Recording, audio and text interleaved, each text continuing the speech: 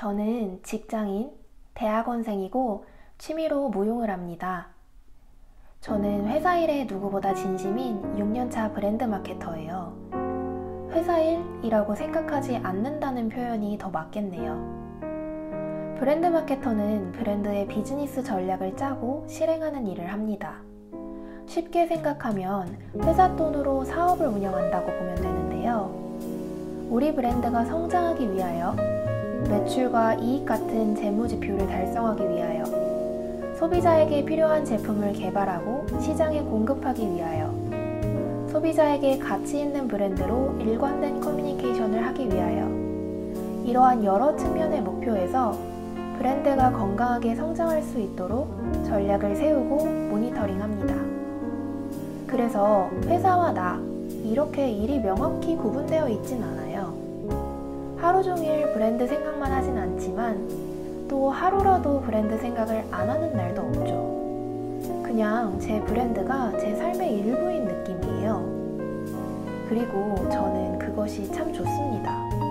저에게 키우라고 단순히 맡겨진 1%, 아이 2% 같은데요. 합류가 된 게 아니라 무려 100%가. 저는 또 대학원생이기도 합니다. 정보경영 석사라고 인공지능을 공부하는데요. 직장을 다니면서 병행하는 석사 과정이에요. 수요일 저녁과 토요일 하루 종일을 학교에서 보내야 합니다. 공부량도 만만치 않고요. 직장을 다니면서 공부를 하게 된 배경은 제조업이든 서비스업이든 인공지능 자체가 기존 산업이 일하는 구조 자체에 혁신을 일으킬 것이고, 그러한 변화가 굉장히 빠른 시일 내에 일하는 방식 자체를 바꿀 것이다 라고 생각했기 때문이에요. 그리고 개인적으로만 봐도 인공지능을 활용했을 때 생산성이 기존의 3, 4배 이상 달라지는 걸 제가 스스로 일을 진행하면서도 체감했거든요. 이제는 사람이 없어서 일을 못한다, 이런 말이 통하지 않는 시대가 된 거죠. 저 혼자서도 인공지능 팀을 꾸려서 팀원들에게 위임하고 일할 수 있는 구조가 된 겁니다. 누군가는 벌써 10배 이상의 가치를 창출하고 기회를 자신의 것으로 만들고 있습니다. 이 격차는 1년 1년 체감되는 속도가 다를 정도로 큰 변화를 이끌어내고 있어요. 그래서 저는 앞으로 제가 어떤 일을 하더라도 반드시 이 인공지능을 내가 알고 가는 건 너무 필수적이겠다는 생각을 했어요. 저는 또 취미로 무용을 해요. 그것도 아주 열심히, 최선을 다해서요. 무용을 시작하게 된 건 특별한 계기는 없었어요. 워낙 땀나는 걸 싫어했기 때문에 지금도 땀나는 게 싫어서 잘 뛰지도 않아요. 그냥 한복이 잘 어울리는 것 같다고 했고, 한 번 집중하면 사무실에서 잘 나오지 않는 절 퇴근시킬 무언가가 필요했죠. 이것저것 시도는 해봤었는데 제일 늦은 시간에 수업이 있었던 게 한국무용이었던 것 같아요. 아마 한국무용이 아니었다면 지금도 저는 운동 가는 거리가 아주 먼 사람이었을 거예요. 처음엔 아주 무지 못했어요. 원래도 몸을 못 썼던 편이라 사실 딱히 놀랍지도 않긴 했어요. 저는 체육 시간을 제일 귀찮아했거든요. 인생에서 이렇게 거울을 오래 봐야 하는 것도 불편하고, 그냥 하기로 한 것만 어떻게든 끝내보자. 영혼 없이 월요일 저녁 9시마다 몸만 출석했던 것 같아요. 근데 그래도 또 민폐주기는 싫어하는 성격이라 어찌저찌 얼레벌레 따라는 갔는데 정신 차려보니 한 작품을 완주했더라고요.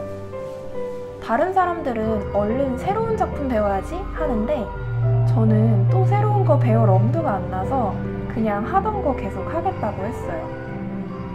그렇게 어느덧 1년이 지나고 2년이 지나고 비전공자인 제가 처음으로 콩쿠르를 나가게 됩니다. 신기하죠? 저도 신기해요.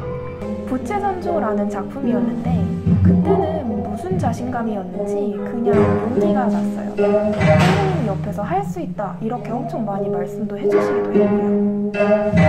그때부터였을까요? 제가 무용의 매력을 느끼기 시작한 건요. 제가 느끼는 무용의 매력은 바로 시간의 예술이라는 점이에요. 내가 들인 시간과 노력, 그리고 정성이 나무에 둘러진 나이테처럼 한 층씩 켜켜이 쌓이는 데서 오는 깊이감. 무용은 참 진실해서 좋아요. 투명한 거울처럼 내 몸과 마음의 상태를 비춰주기 때문에 내면의 나를 마주할 수 있죠. 그렇게 연습하는 시간을 참 좋아했던 것 같아요. 나와의 시간을 점점 쌓아나가는 느낌? 약간 데이트하는 느낌이었죠. 그렇게 재미를 붙이고 난 이후로는 그냥 일사천리였어요. 아, 이거 내가 좋아하는구나 라는 생각이 들어서 더 고민할 게 없었죠. 그래서 늘 그래왔듯 나답게 시간과 노력과 정성을 정직하게 다했더니, 그리고 새로운 도전을 두려워하지 않았더니 많은 경험들을 쌓았고 새로운 배움을 얻었고, 이제는 즐기는 단계를 넘어 어떠한 가치를 추구하게 됐죠. 공연도 서보고 대회도 나가보고, 프랑스로 여행 갔을 때에는 파리의 샹송바에서 깜짝 무대를 하기도 했어요.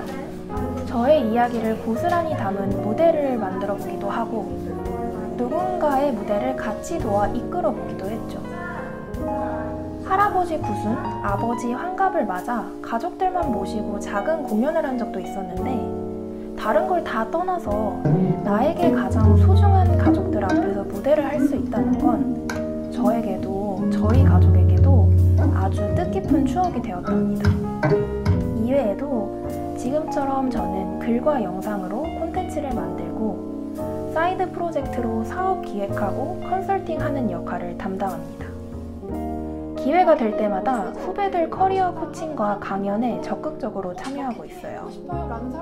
저는 제가 알고 있는 걸 가르쳐주는 거에 진심이거든요. 하고 있는 게 많아 보이지만 사실 여기엔 공통점이 있어요. 바로 씨 뿌리기입니다. 콘텐츠를 만드는 것도, 컨설팅을 해주는 것도, 커리어 코칭을 해주는 것도 결국엔 알려주기 위함이거든요. 제가 먼저 경험한 것들을 누군가 반드시 필요로 할 거기에 제가 고민하고 먼저 시행착오를 겪었던 것들을 나누는 데서 아주 큰 보람을 느낍니다. 저는 제가 받은 게 참 많다고 생각하거든요. 각자가 자신의 환경을 어떻게 받아들이냐의 문제이지만, 저는 일단 지금까지 건강하고 화목한 가정에서 자랐고, 그리고 돌이켜보면 재능은 참 많이 없었지만 그래도 항상 하고자 하는 열정이 있었고, 더디지만 끝까지 노력해서 결국엔 얻어냈던 것들이 많다고 생각합니다. 그런데 사실 사람의 시간이라는 건 굉장히 제한적이기 때문에 이 모든 걸 터치하기가 저조차도 쉽지 않을 때가 많아요. 오늘이 9월 중순. 저는 지금 추석 연휴를 보내고 있는데요. 9월이라는 시점이 상반기를 돌아보고 24년도 자녀 기간에 집중하여 성장시켜야 할 포인트가 무엇인지, 그리고 내년도 1년에 대한 운영 계획을 세우기 적기입니다. 회사에서도 브랜드 마케터들은 내년도에 우리 브랜드가 나아갈 방향성, 주요 전략들, 그리고 목표에 대해서 Annual Business Planning이라고 사업 계획을 세우고 서로 얼라인하는 시간을 갖는 시기이거든요. 그런데 우리가 회사의 사업 계획만 세우고 우리 각자가 대표인 자신의 삶에 대해서는 청사진을 그리지 못하는 경우가 많잖아요. 근데 저는 회사만큼이나 개인의 삶에 있어서 지금 내가 어떠한 목표를 향해 가고 있는가, 그리고 1년, 3년, 10년 단위로 나는 어떤 꿈을 그려나가고 있는가, 나는 지금 어느 지점쯤에 서 있는가, 내가 놓치고 있는 것들은 없는가, 이런 것들을 수시로 돌아보고 계획에 대한 재조정을 하는 시간, 그리고 각자의 소중한 사람들과 이런 것들을 나누는 시간들이 너무 중요하다고 생각합니다. 저 같은 경우에는 앞서 말한 많은 일들을 하는 데 있어서 가장 큰 원동력은 나의 색깔을 찾아서 나답게 살아갈 수 있는 자유, 그리고 누군가 나다움을 찾아서 자신의 강점을 원없이 발휘하며 행복하게 살아갈 수 있도록 돕는 것, 이 두 가지라고 생각합니다. 그래서 예전엔 어떻게 하면 내가 설정한 목표에 있어서 어제보다 나은다. 어떻게 하면 더 최상의 수준으로 갈 수 있지? 이런 것들을 고민했었어요. 항상 나 스스로와 겨루는 내 자신을 뿌듯해하기도 하면서 이 자체가 저를 경주마처럼 앞만 보고 달리게 하고 때로는 저를 몰아세우고 얽매는 녹줄이었다는 걸 알게 되었죠. 저는 번아웃으로 심한 우울증을 겪기도 했고 열정이 많은 만큼 까맣게 타버린 제가 되어버린 적도 많아요. 그래서 사실 부끄러운 고백이지만 정말 많은 사람들의 도움을 받아 그래도 제법 지금은 사람 구실을 하며 살고 있죠. 그래서 저는 항상 마음에 빚이 있어요. 누군가 어두운 방구석에서 저와 똑같은 고민을 하는 이가 있다면 저는 그에게로 아주 기꺼이 나아갈 의향이 있습니다. 손을 잡아주고 싶어요. 그냥 괜찮다고. 저도 아직도 고생하고 있거든요. 근데 그냥 지금 이 터널을 지나면 또 언제 그랬냐는 듯이 다시 한번 밝음이 찾아온다고. 그냥 어느 날 아주 자연스럽게 말이에요.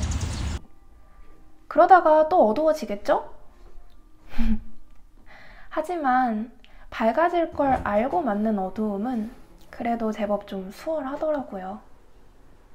어쩌면 그런 이야기를 들려주고 싶어서, 그런 누군가를 찾고 싶어서 저는 제 이야기를 먼저 꺼내 보이나 봅니다.